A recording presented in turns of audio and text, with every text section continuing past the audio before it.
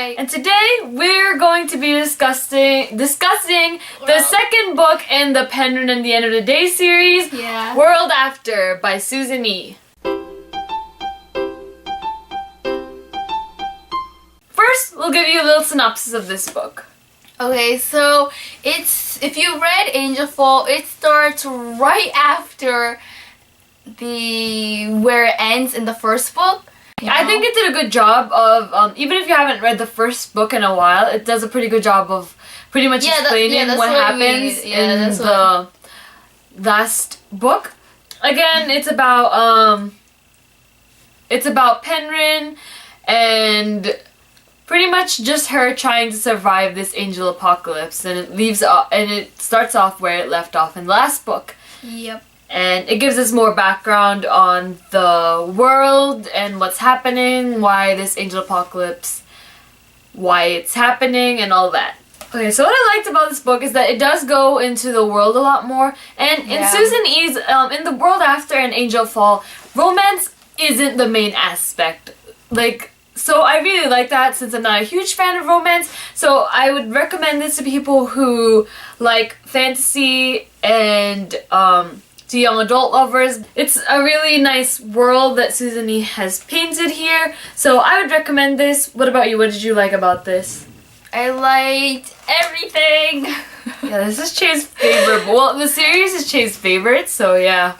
I guess she likes everything. It's one of the better young adult series that I've read in a while. So that concludes our review of World After by Susan E. If you haven't read the book, pause here because we're going to be discussing the book itself because there's a lot to talk about this. I had a lot of sticky notes on it. So go read the book and come back and join us. So welcome to our discussion of World After. So we have some notes on what we thought of the book. Yes. One thing I want to talk about was I like how in this series Penryn holds her own weight. Yeah. She's no damsel in distress. This girl knows how to fight.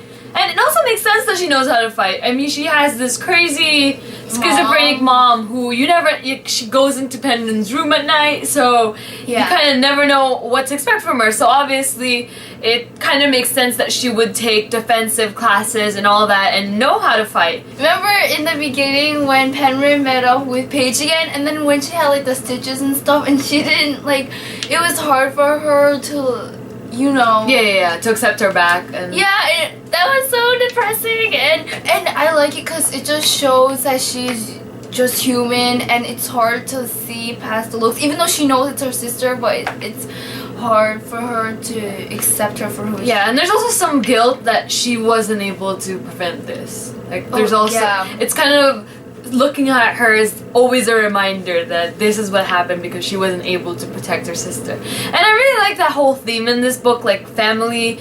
Yeah, I have a little sister, so it makes sense. You can relate to it, to her her determination to keep her family together. If anybody hurts my little sister, they better watch out. So I think that's really nice of this book. Another aspect of family relationship, I really like how the mom realized that Paige is still herself even though she looks like that. Because you know how when Penryn couldn't really face her, but then the mom was just look at her eyes, they're the same. And then even though I was that's so touching, it was just touching. Yeah. Her mom seems to know a lot of things. She just knows things that a normal human wouldn't. Yeah. She has that thing about her. You don't know what's gonna happen, what she's gonna do, and it's pretty awesome, I think. But and also don't you love it how in World After how all these crazy things were happening, seriously, the scorpions or something. Yeah, the locust. And then she survives. She survives everything. I know, she's indestructible. I don't even think Penryn needs to even worry about her. I was thinking too, exactly. She really doesn't because I don't think her mom can die. She never, because if she could. Yeah, there's just that's why it adds there's something otherworldly about her mom. Yeah. So yeah, another thing I wanted to go over was, oh my gosh, priorities. Like, in young adult series, I can't stress this enough, guys.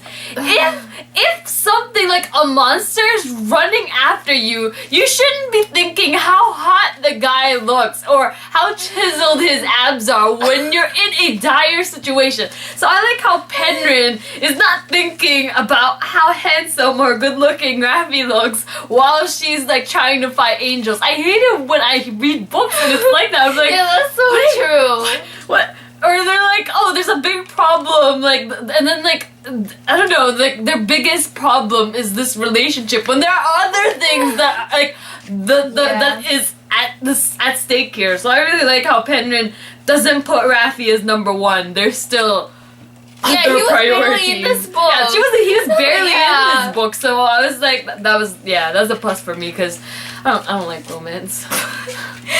And it was a nice way, like when they reunited, it was nice because it's not like, you know, they were like in a field and they ran towards each other and like those like cheesy, yeah, like it was kind of it was nice. It wasn't overdone or it wasn't forced. It kind of just rolled along with the story and it happened.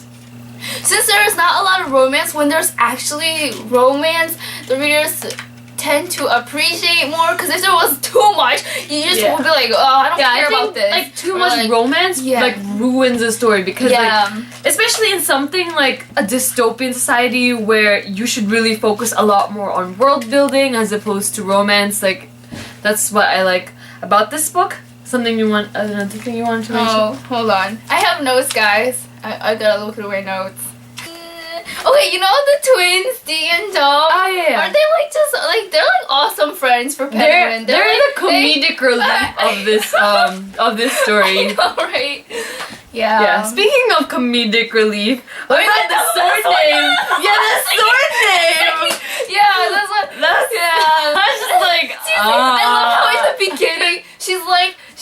I know. You didn't think it was gonna come back at her. Like you thought it was just like I know. And then it came back, and I was like laughing. I was like, oh god. And then like at the end, he's like, Pookie Bear, did you do that? Like when all the swords came, I'm like, oh. Yeah, same. I was like, and I couldn't take it seriously, but it was so funny. It's so cute, and it's just awesome. And Raffi's just like, I don't know. He's just so like that. His sword got named that. I know.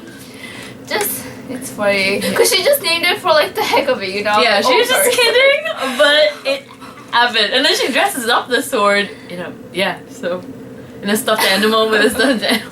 The things she did to that mighty archangel sword. Yeah. Oh, Penryn. Something I wanted to talk about was how the relationship of Raffi and Penryn, it felt real. Yeah, that's what I thought too.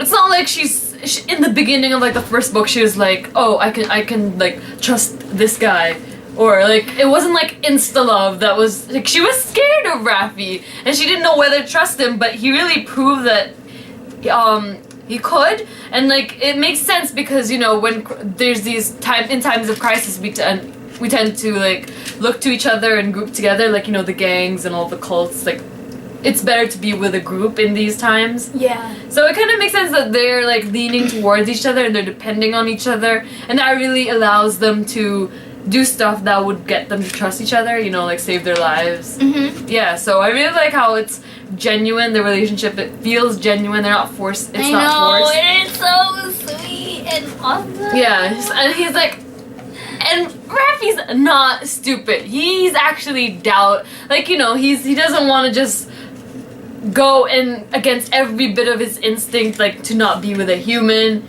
He's like, you know, he's trying. Yeah, he wants to, but it makes sense that he's like struggling inside of himself not to do it, you know? Yeah. Yeah, because he knows what it can bring, you know, like the Nephilim, so that makes sense, and that's what I like their relationship. So in the area when Paige goes back to like Belial. Yeah. And then remember how she's like, no, seriously, when I was reading that part, I really thought she grew an attachment for him or something when she went back to him. Paige? Yeah, I know. Yeah, I was like, no, don't go back. But then when she actually, no, it kind of made me like it kind of made me like him. Really? I'm being serious. I'm being totally serious. I felt like I was Paige, and I was like doing this for her. Like I don't know. I totally felt brainwashed. Man, see, that's just how good this book is. Read it. I totally felt read brainwashed. I was like, before that, I was like, this guy needs to die. Yeah, kind of, because he was talking about how all he was unloved and lonely. And I was like, see, I see, okay, yeah. And then so I kind of felt bad for him, and I kind of felt bad. Like, cause he kind of trusted Paige, you know? Yeah, right. Remember when like that person came and then he was like, "Don't wait, what did I forgot what he said?" But like, don't hurt, like leave the girl, or bring her food or something like that. Yeah. I don't know, something. But it was like, oh, he. And then when it said that like he was the one who dropped her off at the lab things, I was thinking maybe there was a good reason for either that or she would die or something. But I don't know. I was thinking maybe that would come up, but then I guess he just did it because he was angry. I don't know. So that kind of put him out of favor with me. But yeah, I was kind of thrown off when he died. Oh, I mean, I wish it was like that. I wish there was like some... You know, some... I didn't think that! That would have been like really cool. Like, I was just like, I kind of felt a little bit bad for him. You know how in the end when Penryn fights the angel with... You know, Pookie Bear? Yeah. And she kills the angel. And that's like so awesome because, you know, humans don't kill angels. Yeah. And that's just really cool because, and then everyone's looking at her like. And then all of their swords just like. I know. Because of Pookie Bear. Yeah. Yeah, I like how she does have limits. And like, you know how, she's so very human and flawed. Like, she makes mistakes and she's like, I shouldn't have done that. Like, this is stupid of me to do that. And like, you can see her struggling with so much pressure and weight on her. She has to save this person and then she's like, oh, I have to save this person now too. But she's trying her best to get through this and everything. I love all the characters. We're looking forward to the next book, and hopefully we'll get a review out to you guys when it comes out and when we get a chance to read it. So thanks for watching. I hope you guys enjoyed our review and discussion of World After by Susan E.